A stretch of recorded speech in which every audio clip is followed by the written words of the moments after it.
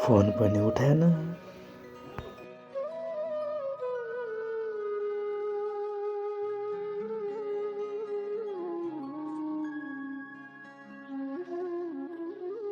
बहिनीलाई फोन गर्नु भएन?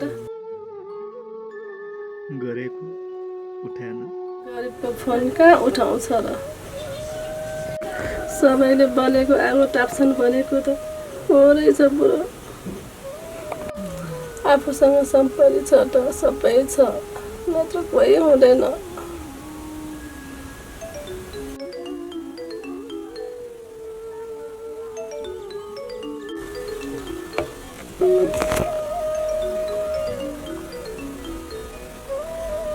बहिनीको फोन रहेछ। हेलो दाइ, तपाईँको मिस कल आइरहेको रहेछ। हो, मिस कल होइन, मैले फोनै गरेको, तिमीले उठाएनौ। बहिनी, हामी तिमीलाई कुरिरहेछौ, किन नआएको तिमी? आज घरमा कल आइरहेको छ, पछि कुनै दिन आउला नि, र दाइ? ठिकै छ बहिनी, तिमीलाई भ्याउँदैन भने मैले के भन्नु? अहिलेलाई राख्छु ल दाइ, फेरि पाहुनाले कहाँ गएछन् भनेर खोज्लान् नि।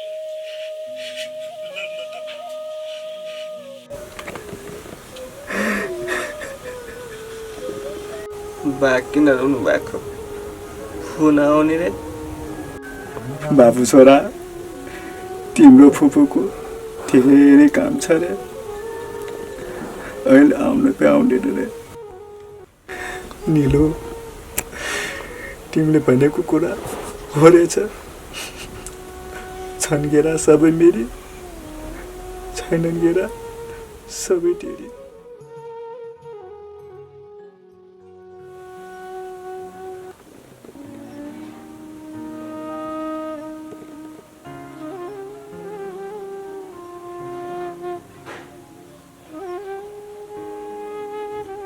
ए हजुर, के भयो तपाईँलाई?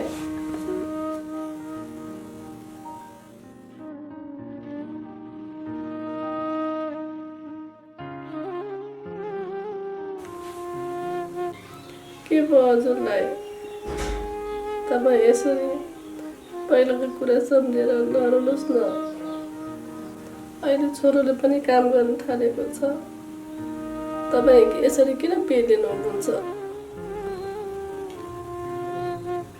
निलो, आज मलाई बहिनीको साह्रै सम्झना आइरहेको छ।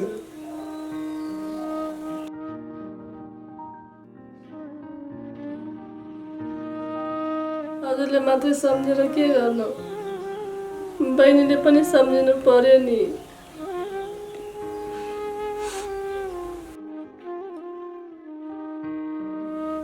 हो निलो, तिमीले भनेको कुरा पनि ठिकै हो।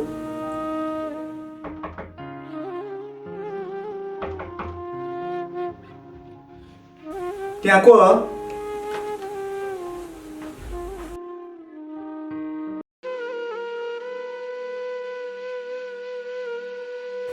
बहिनी, त दाइ,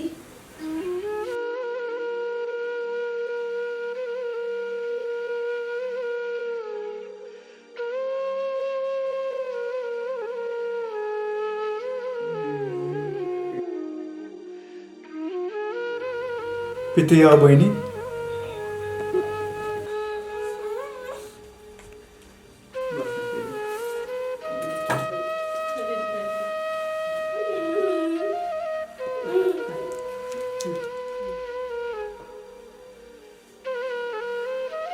घर त राम्रै बनाउनु भएको रहेछ दाइ। समय त फेरिसक्यो बहिनी, बस्नुहोस्। तपाईँ अब दाजु बहिनी कुरा गर्दै गर्नुहोस्, म चिया लिएर आउँछु। हस् भाउजू।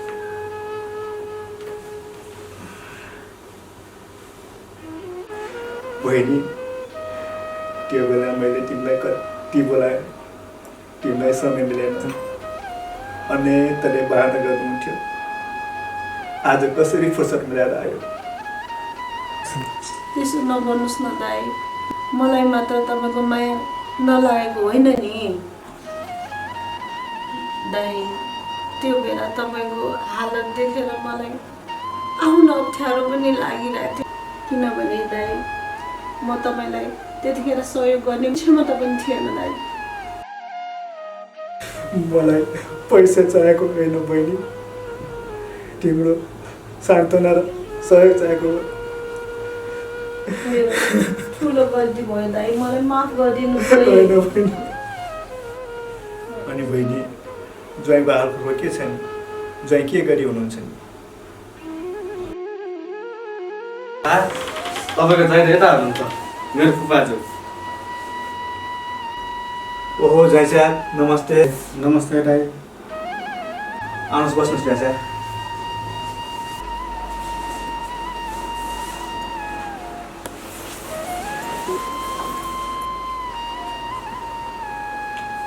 बहिनी तिमीले यसरी ज्वाइँसँगै आएको कुरो त भनेनौ नि। दाइले मौका कहाँ दिनुभयो र? हामी त सँगै आएको थियौँ नि दाइ। बा फुपाजु लाजले तलै बसिराख्नु भएको रहेछ, मैले देखेर माथि लिएर आएको। किन लजाउनु पर्ने ज्वाइँ साहब? जबदेखि तपाईँको परिवार मेरो परिवार एउटा नाता एउटा बन्धनमा बाँधियो त्यहाँदेखि दुईटी घर त एउटै त हो नि। आफ्नै घरमा आउनु पनि किन लजाउनु पर्ने ज्वाइँ साहब? तपाईँ छापर नहुँदाखेरि हामीले केही सहयोग गर्न सकेन। त्यही भएर दाइ मलाई अहिले साह्रै अप्ठ्यारो भइरहेछ। अप्ठ्यारो मान्नु पर्दैन ज्वाइँ साहब, तपाईँले हामीलाई केही सहयोग गर्नु पर्दैन।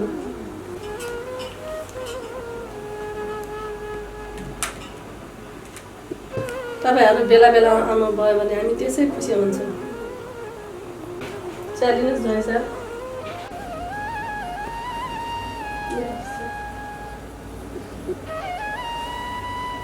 अब भाइ हामी खेल्न जाने।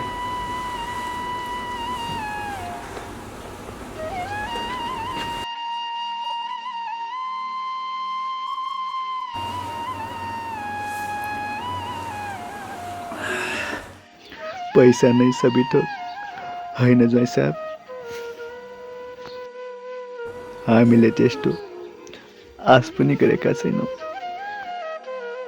हाम्रो गुनासो यो मात्र हो कि हामी छाप्रोमा हुँदाखेरि तपाईँहरू आउनु भएन। दाइ हामीबाट ठुलो गल्ती भएको छ। माइती जस्तो पवित्र घरलाई हामीले हेला गऱ्यौँ। दाइ भाउजूले पैसा माग्नुहुन्छ भनेर हामी आएनौँ। आज मलाई थाहा भयो दाजु भाउजूको कति माया छ भनेर। हाम्रो सोचै गलत थियो, माफ गर्नु दाइ भाउजू।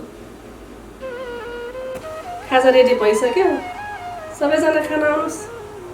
फेरि चिसो होला।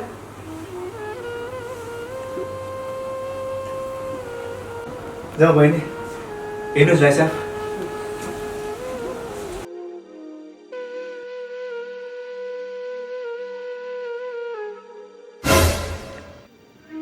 धन सम्पत्तिले आफ्नालाई छुट्याउँछ।